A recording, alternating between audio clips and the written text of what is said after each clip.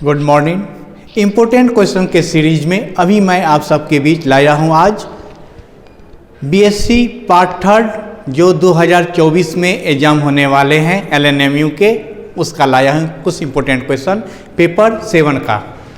जैसा कि आप जानते हैं पेपर 7 में 3 बुक से क्वेश्चन आएगा। एक है आपका वेक्टर, डायनामिक्स और स्टैटिक्स। तो पहले हम वेक्टर का लाए हैं, वेक्टर का इम्पोर्टेंट क्वेश्चन।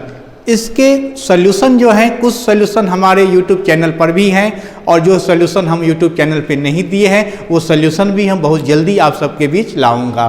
तो सबसे पहले देखते हैं 2024 बीएससी पार्ट थर्ड में किस टाइप का क्वेश्चन आएगा। वेक्टर पेपर 7 में आते हैं। ये पहला क्वेश्चन है आपका, इसमें हम 5 क्वेश्चन दिए हैं।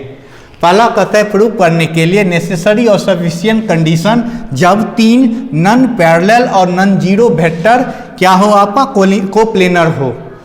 कोप्लेनर कब होते हैं? जब स्केलर ट्रिपल प्रोडक्ट का वैल्यू क्या हो, 0 हो। ये आप पढ़े हैं कब? तो 12th में याद करिए, जब वेक्टर पढ़ रहे होंगे तो स्केलर ट्रिपल प्रोडक्ट हम लोग पढ़े थे, उसमें कोप्लेनर पे बहुत सारे क्वेश्चन पढ़े हैं। तो यहाँ पे इसका थ्योरम पढ़ेंगे कि 3 नॉन कोलिनियर और नॉन पैरेलल और non zero vector, 3 non parallel और नॉन जीरो वेक्टर कोप्लेनर कब होते हैं? तो जब उन तीनों का स्केलर ट्रिपल प्रोडक्ट 0 हो। दूसरा में देखिए, ये प्रूव करने के लिए दिया है दूसरा नंबर, तीसरा, चौथा, 5वां। ये प्रूव करने के लिए जिसमें आप लोग ये 2 नंबर, 3 नंबर, 4 नंबर जरूर बना लें, बहुत इंपॉर्टेंट हैं, बार बार एग्जाम में आते हैं। तो फर्स्ट में हमने देखा कि ये 5 क्वेश्चन में ये 3 क्वेश्चन इंपॉर्टेंट हैं, इसको हमेशा देख ही लेना है। यहाँ पे क्वेश्चन नंबर 2 हम लिए हैं। क्वेश्चन नंबर 2 में भी हम 5 क्वेश्चन लिए हैं। ये कहता है प्रूव करने के लिए कि A क्रॉस B वेक्टर का डिफरेंशिएशन टाइम के रेस्पेक्ट में ये होता हो। बहुत इंपॉर्टेंट है ये।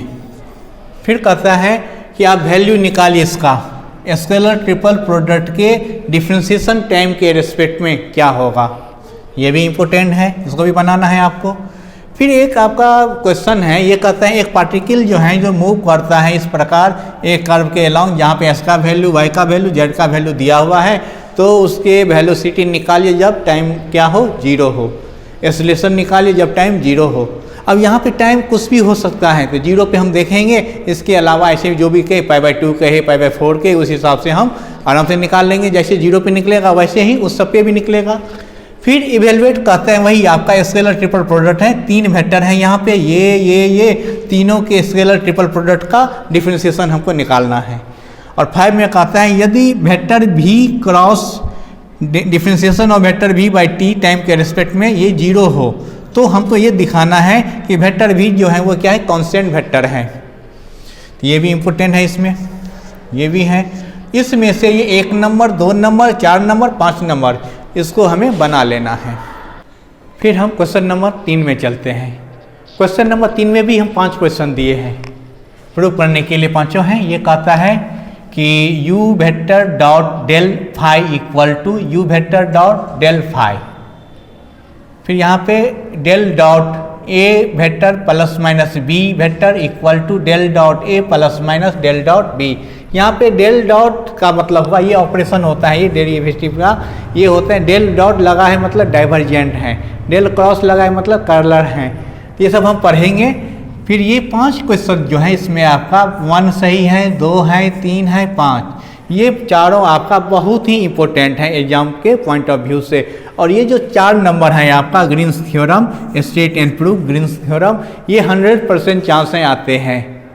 जैसा कि आप जानते हो पेपर 7 में आपके पास 12 क्वेश्चन आएगा, जिसमें से 6 क्वेश्चन बनाना है।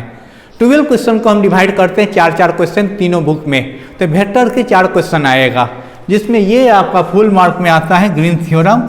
ये हमको बना ही लेना है, याद ही कर लेना है। इसका थ्योरम हम देंगे हमारे यूट्यूब चैनल पे, अगर नहीं होगा तो हम देंगे इसको हम। और ये 3 क्वेश्चन में है आपका 1 नंबर, 2 नंबर, 3 नंबर, उसमें से 2-2 क्वेश्चन रखते हैं।